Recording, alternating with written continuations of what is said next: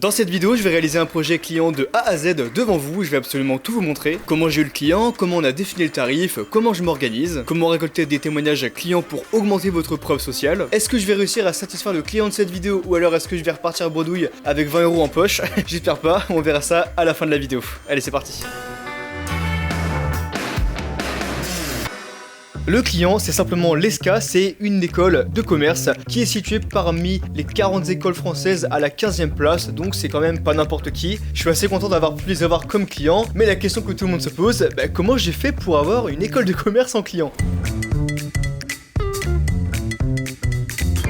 Pour ça, j'ai simplement créé du contenu sur Instagram pour montrer mes compétences et attirer des personnes qui seraient intéressées par mes services. Jusqu'à ce qu'un client, un élève de l'ESCA, vienne directement me contacter pour me parler simplement de mon taf et de voir comment je pourrais peut-être l'aider à l'avenir. Et ça tombe bien parce que ce jour est enfin arrivé, c'est aujourd'hui, et il m'a simplement demandé de faire une vidéo sur l'ESCA. Là, on va être dans un format interview. Il y a au total 4 vidéos à monter, environ d'1 minute. Et dans cette vidéo, je vais te montrer simplement comment je monte une vidéo parmi les 4. Et à la fin de la vidéo, évidemment, on parlera du tarif, du temps que j'ai passé sur le projet, etc.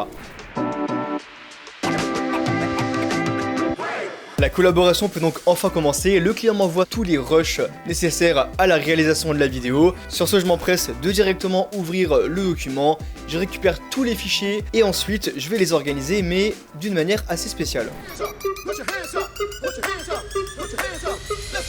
La première chose que je fais, c'est simplement de créer un dossier ESCA dans lequel je vais mettre 2 dossiers. Le premier, ça va être un dossier dans lequel je vais mettre les rushs, donc ça va vraiment être le dossier Premiere Pro, où on aura la sauvegarde du projet Premiere Pro, les rushs, donc la vidéo de base, et le rendu, la vidéo, une fois qu'elle sera exportée. Et le deuxième dossier, c'est le dossier Branding, dans lequel je vais mettre la police d'écriture du client, la charte graphique, le logo de l'ESCA, la vidéo d'exemple que m'a envoyé le client pour que je puisse m'inspirer. Et la troisième chose que je fais, c'est aller sur Google, je vais faire un dossier comme cela dans la barre de favoris que je viens renommer client 5 et dedans je vais bien mettre la page Notion que nous a envoyé le client, comme ça me permettra de la consulter rapidement et de voir directement ce qu'il y a à faire.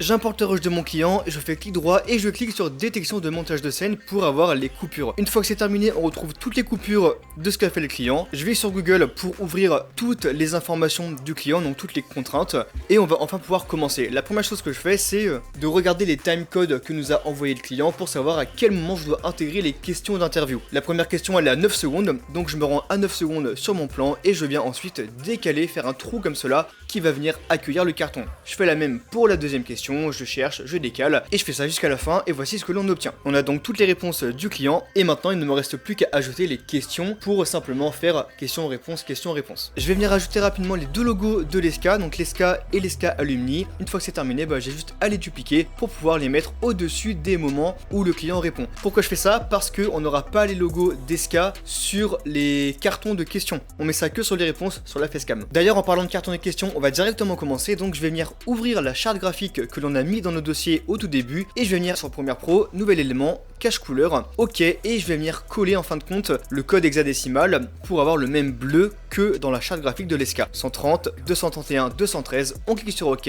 2 fois et on importe directement le cache couleur bleu. Donc là on a bel et bien le même fond que dans la charte graphique de l'ESCA. Une fois que c'est terminé, je vais sur Premiere Composer et je viens ajouter cette animation de texte. Je vais renommer le texte en écrivant la question, donc là pour le coup c'est pourquoi un BTS, c'est une des questions de l'interview. Je vais venir mettre la police d'écriture basique 100 régular, je mets l'échelle à 150, je mets le container fill en rouge, donc c'est le rectangle, et je mets le texte en blanc. Une fois que c'est fait, je viens dupliquer mon carton et je le mets à tous les trous que l'on a préparés au préalable. Une fois que c'est terminé, j'ai juste à remplacer les questions en suivant le doc parce que toutes les questions sont déjà écrites. Une fois que c'est fait, on va s'occuper des transitions entre les questions et les réponses. Donc je vais sur Premiere Composer, je choisis cette petite transition assez sympa, je la mets au-dessus comme cela des petits logos, je mets les calques en vert, ça permet de mieux se retrouver dans la timeline. Je recadre vite fait l'effet sonore et je viens changer les couleurs pour les mettre aux couleurs de l'ESCA, en l'occurrence blanc et rouge. Voilà le résultat. Une fois que c'est fait, on duplique les transitions et hop, c'est terminé. On passe maintenant à la musique. Je viens apporter cette musique que j'ai été chopée sur un site qui est Premium Beat, je vous le conseille. J'importe ma musique directement dans Premiere Pro, je mets la couleur en bleu et je viens appuyer sur W. Je vais à la fin de mon clip et je viens raccorder comme cela ma musique vers la fin de la vidéo. Ça nous permet d'avoir en fait une musique qui est de même durée que la vidéo. vidéo. Maintenant, je dois gérer le son de la musique par rapport aux questions et aux réponses. Quand les cartons vont arriver, donc la question, la musique doit monter. Et quand la personne répond, la musique doit descendre. Donc, je vais venir mettre une première image clé à 0 décibels, puis à 25 vers la transition entre la réponse et le carton. Je copie mes images clés, je les colle et je viens inverser mes images clés. Donc là, ce qu'on a fait globalement, je te fais un petit schéma, ça fait moins 25 décibels, 0, 0, moins 25. Comme ça, lorsque le carton arrive, on est au max en termes de décibels et on entend bien la musique. Une fois qu'on est satisfait de notre résultat sonore, on va venir dupliquer les images clés sur absolument toutes les questions et les réponses. Comme ça, on a un très très bon résultat et le mixage audio est terminé. J'ajoute rapidement quelques effets de texte comme cela pour présenter la personne ainsi que sa profession. C'est juste des presets que j'ai ajoutés avec Premiere Composer. Je te mets le plugin dans la description, il est gratuit. Pour la fin de la vidéo, j'ai juste repris un carton que j'ai collé et j'ai mis le texte. Ils l'ont fait, pourquoi pas vous? Inscrivez-vous au concours d'admission parallèle. Tout simplement. Et pour terminer la vidéo, on va faire une outro où on va montrer le site internet de l'ESCA ainsi que les deux logos de l'ESCA. Donc je vais venir comme d'habitude faire un nouvel élément, cache couleur, ok, et je mets la couleur en blanc. J'importe mon cache juste ici à la fin de la vidéo et maintenant ce qu'il me reste à faire c'est de copier les logos, les coller, les recadrer vers le milieu, augmenter la taille et avec un petit peu d'animation, voilà ce que l'on obtient, on a le résultat final de l'outro. À ce moment-là, je viens donc de terminer la V1, donc il ne me reste plus qu'à l'envoyer au client pour avoir ses retours et faire la V2. Pour ça, j'utilise Transfer Now, je mets la vidéo sur le site, ça me crée un lien et je l'envoie directement sur WhatsApp. Et maintenant, on a juste à attendre que le client réponde pour la V2.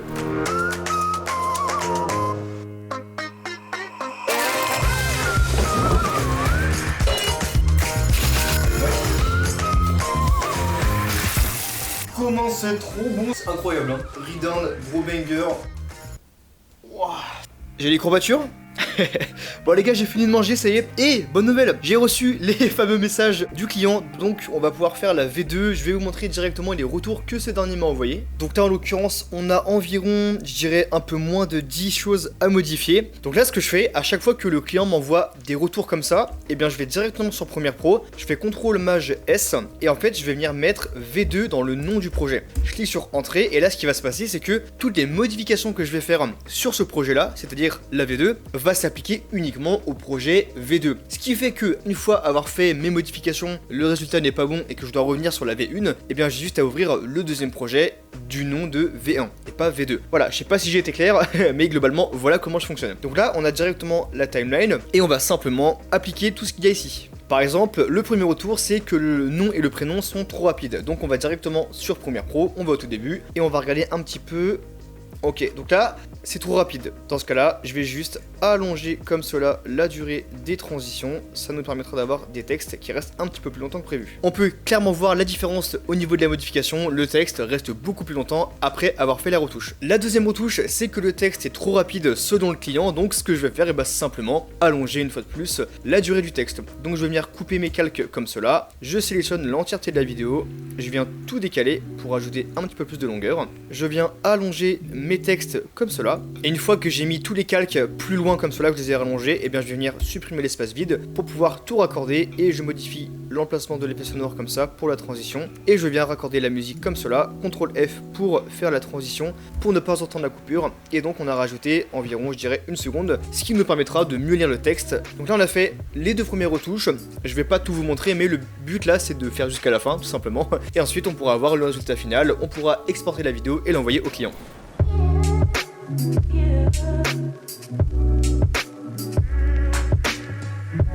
Bon les gars, il me reste 2-3 retouches et là je voulais vous montrer comment ça fonctionnait. En gros là il m'a envoyé des logos, on va simplement cliquer sur le petit bouton télécharger ici parce que je dois ajouter ce logo dans la vidéo. Une fois que c'est téléchargé, on retrouve ça dans nos dossiers juste ici. Donc je vais venir faire CTRL X pour copier l'élément et ensuite on retourne directement dans le dossier client SK1 Rush et on vient coller directement le logo.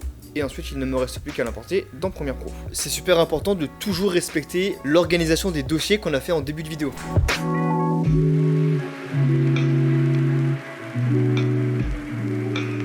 Ça y est, j'ai enfin terminé donc de faire la deuxième version de la vidéo. Donc là, ce que je vais faire, à chaque fois, avant de faire un rendu, je vais directement aller dans séquence, rendu des effets de l'entrée à la sortie, ce qui va nous permettre d'avoir une barre verte tout au long de la vidéo. Et lorsqu'on va faire le rendu, ça va être beaucoup plus simple, plus rapide, et vous allez avoir beaucoup moins de chances d'avoir de bugs lors de l'export. En l'occurrence, ça va être assez rapide parce qu'on est sur des vidéos qui sont assez courtes. Une fois que c'est terminé, je fais CTRL M pour avoir mon export comme d'habitude. Je mets SK vidéo V2, on appuie sur entrée et on clique sur exporter. Maintenant, j'ai juste à attendre et ensuite on pourra directement envoyer ça au client. Comme sur la V1, je vais directement sur Transfer Now, je clique sur démarrer et ensuite je vais simplement aller chercher la petite vidéo, client, SK, une, rendu, SK vidéo V2, créer un lien, obtenir un lien, on attend que le lien se génère et une fois qu'il est terminé, on va pouvoir directement le copier et le coller au client. Mais dans tous les cas, je vous reprends une fois que j'ai le retour.